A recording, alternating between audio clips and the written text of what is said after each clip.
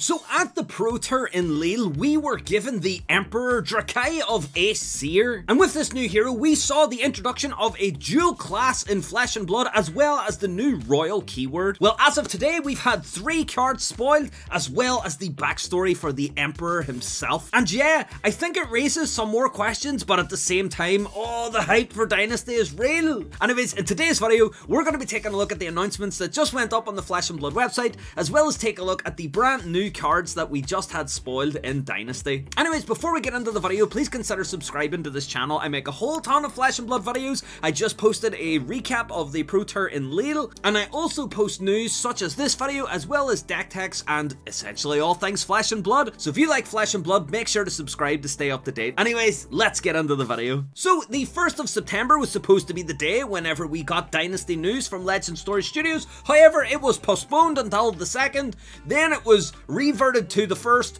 On the 2nd, I was starting to think that I was going to have to time travel to get these cards, but as of this morning, we got the news delivered straight to us, as well as the penultimate news that Dynasty will be releasing on the 11th of November 2022. So as we expected, Dynasty is going to be a supplemental set that will provide support for all classes in Flesh and Blood, and the product page lets us know that Dynasty has 247 cards totaled, including 1 Fabled, 5 Legendary, 51 Majestic, 81 Rares, 109 Commons, and 14 Marvels. These will be the same as Everfest or Crucible of War, where we will get 10 cards per pack. Personally, I cannot wait, because I need that Ranger support to make Azalea not trash, but hey, also the Emperor cannot wait. So as well as this information, we were also given information on the lore behind the Emperor. I'm not going to go too deep into the lore at this point. I'll probably save that for a later video, but I may refer to it throughout this video as we're kind of talking about the different cards. I'll put a link down in the description below to the actual lore page itself. However, I think that the cards are enough to kind of get excited over for now. And also, in the interest of getting everybody up to date, the Emperor Dracai of Aesir Young Hero card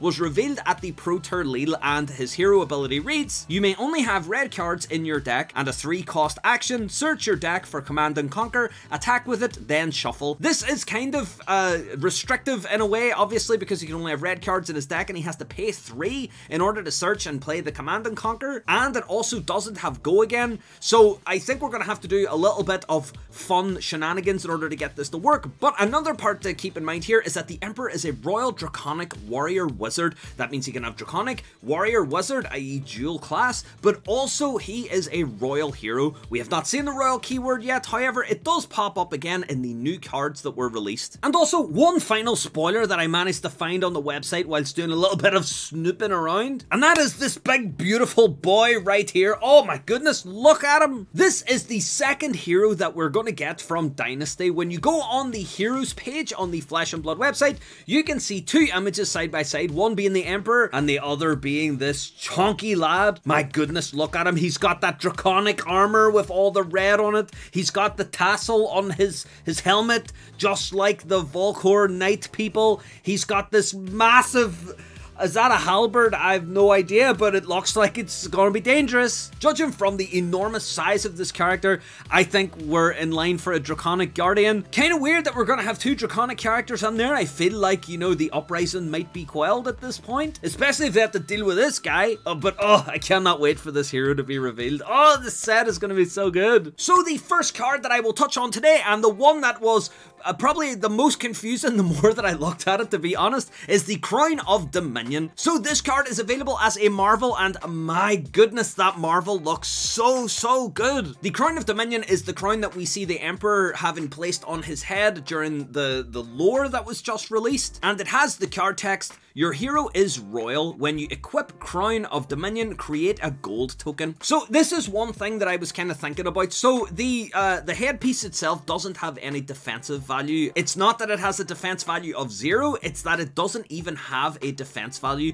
I'm assuming that this is going to be the same as the legendary gems, like, you know, Eye of Ophidia, the Heart of Fendel, where you can't actually block with them because they don't have a defense value. I think once this is on your head, it's on your head, that's it, you are now royal. It also mentions when you equip the card, create a gold token. So I'm thinking, is there going to be a way of equipping this card kind of after the fact, like during the game to create the gold token? Or is it going to be like Dash's ability where as soon as you start the game, if this is part of your equipment loadout, then you start the game with a gold token? I'm not sure if there's going to be other ways of creating gold tokens, but we kind of knew that the gold tokens were coming really because we had copper and silver, and one was 4 resources to draw a card, one was 3 resources to draw a card. So you bet we know what the next spoiled card was, and that was gold. So gold is a token item which, to no surprise of anybody, has a action which costs 2 resources. It says destroy gold, draw a card, go again. We have seen reference to gold in other cards in the past, so it's no surprise to anyone that gold is actually going to show up.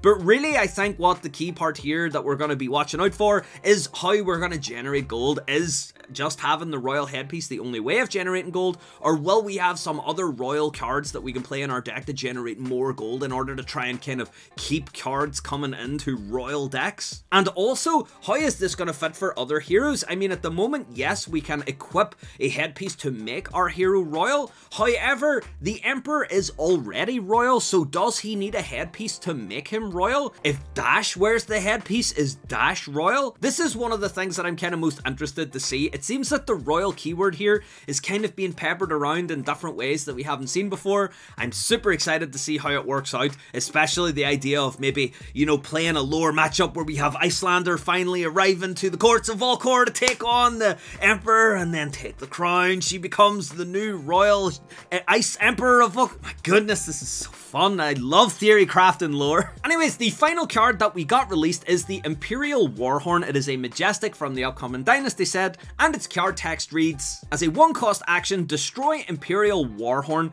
Choose any number of heroes. Each of them chooses an ally, aura, item, or landmark permanent they control. Destroy each permanent chosen this way. If you are royal, instead you choose the permanents. So one thing that I noticed here is that yes, this card is legendary, meaning that you can only have one of them in your deck, but also it doesn't have go again. So this would be something that if you were a wide hero, you could probably play this at the end in order to kind of knock away a dragon for only 1 resource, or maybe get rid of some, you know, library of Solana card or something. I mean, that's not such a big deal considering Prism's gone, and I don't think Bolton plays that card. But yeah, this is another card that kind of shows off the royal keyword. It kind of shows that royals kind of get an extra leg up on their non-royal counterparts, which kind of makes sense in terms of lore. Also, the idea that the Emperor has like taken his seat, you know, at the throne of Volcor, and he can use command and conquer because he's commanding his armies. He also has the Warhorn in which he can kind of pick his targets to be destroyed by his army. I'm really liking the way that the flavors coming together, even in just these 3 cards, and I am so just excited to see more Dynasty cards come out. I know we're going to get into spoiler season soon, and I cannot wait to see more like wizard cards, ranger cards, royal cards, new ways of tying the lore into the actual set itself. My goodness, Dynasty is going to be so much fun. Also, the idea that the Emperor has a secret that we don't know, that the Emperor of Volcor actually made his way into kind of this inner sanctum within Volcor and learned the secret that all the previous emperors known, and now as he kind of submits himself more to that secret, then he's kind of losing himself to it, and as time goes on, we don't know what it is, what's it going to be. I absolutely love stories like this where we have a character who has motivation that's unknown to us, and we have to kind of work backwards to pick apart and see exactly what that motivation is. Personally, I think it's something to do with Icelander, because we have Icelander as a wizard who has an affinity for ice, who's making her way kind of across the icy plains and showing up in Volcor. That was part of the lore in Uprising. But yeah, I know I mentioned it before, but I'd love to see like a clash between the new Emperor and Icelander. Anyways, that's my thoughts on the brand new cards that were just announced for Dynasty. Let me know what you think down in the comments below. Do you think that the Emperor's hero ability is too restrictive?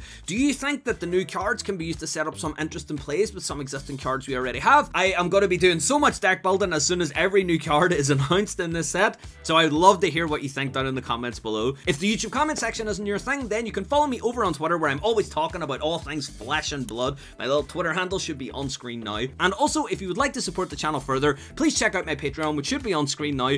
We've got a whole pile of different tiers on there offering different ranges of rewards, so if you would like to support the channel further, please consider checking them out. Anyways, thanks for watching this video, and I'll see you guys next time.